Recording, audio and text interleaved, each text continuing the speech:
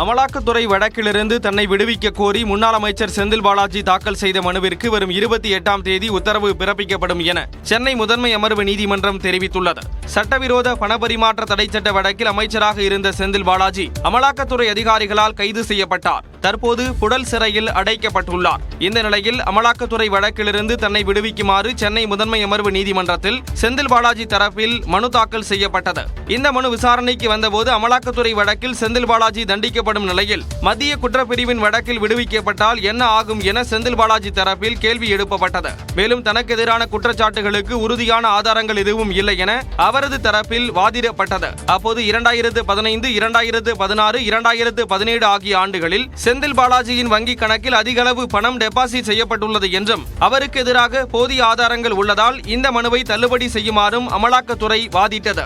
இருதரப்பு வாதங்களையும் கேட்ட முதன்மை அமர்வு நீதிமன்ற நீதிபதி அள்ளி வருகிற 28ஆம் தேதி தீர்ப்பு வழங்கப்படும் என தெரிவித்தார். இதனிடையே 29வது முறையாக செந்தில் பாலாஜியின் நீதிமன்ற காவல் நீட்டிக்கப்பட்டுள்ளது.